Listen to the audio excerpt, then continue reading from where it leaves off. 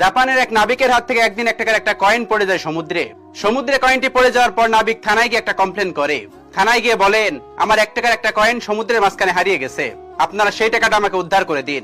এই শুনে পুলিশ হাসাহাসি করতে শুরু করে দেয় আর বলে, আপনি এক টাকার জন্য কমপ্লেন করতে আসছেন, আবার সেই এক টাকা আপনাকে উদ্ধারও করে দিতে হবে? এই কথাটা সেদিন পুরো শহর জেনে যায় যে এক টাকা একটা কয়েনের জন্য একটা লোক থানায় কমপ্লেন করতে এসেছিল। একটা সময় পর সেই কথাটা সেই দেশের প্রধানমন্ত্রীও জেনে যায়। প্রধানমন্ত্রী জানার পরে বলে, যত টাকায় লাগুক যেভাবেই হোক ওই এক টাকা উদ্ধার করো। কি আর করা, যত প্রধানমন্ত্রী বলেছে এখন তো উদ্ধার করতেই হবে। তারপর শুরু হয় উদ্ধারের কাজ। 1 মাস কেটে যায়, 2 মাস কেটে যায়, 3 মাস কেটে যায়, 4 মাস কেটে যায়, এভাবে 7 মাস 8 মাস কেটে যায়। তবে সেই টাকার আর কোনো হদিশ পাওয়া যায় না।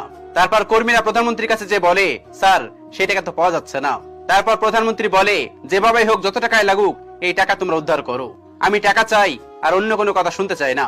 তারপর কর্মীরা আর অত্যাধুনিক মেশিন নিয়ে টাকা খোঁজাখুঁজি শুরু করে দেয়। তারপর কেটে যায় আরো 6 মাস। 6 মাস পর সেই টাকাটা পাওয়া যায়। অলরেডি সেই টাকাটা খুঁজতে খুঁজতে খরচ হয়ে গেছে 1000 কোটি টাকা।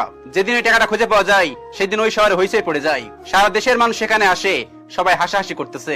সবাই বলতেছে যে প্রধানমন্ত্রী পাগল হয়ে গেছে, না হলে 1 টাকার জন্য কি কেউ 1000 টাকা খরচ করে? সেদিন প্রধানমন্ত্রী সেখানে আসে, সারা দেশের সাংবাদিকও সেখানে হাজির হয়। তখন সাংবাদিকরা প্রধানমন্ত্রীকে জিজ্ঞেস করে, স্যার আপনি 1 টাকার জন্য 1000 কোটি টাকা খরচ করলেন, এর কি কোনো ব্যাখ্যা আপনার কাছে আছে?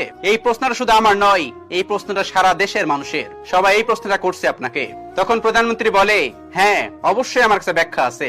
তখন সাংবাদিক বলেন, কি বলেন তো স্যার? তখন প্রধানমন্ত্রী বলে, দেখো আমি যদি 1 টাকা উদ্ধার না করতে পারতাম তাহলে ওই লোকটি কখনোই উদ্ধার করতে পারতো না। আর যদি 1 টাকা উদ্ধার না হতো তাহলে ওই 1 টাকা আমার দেশ থেকে হারিয়ে যেত।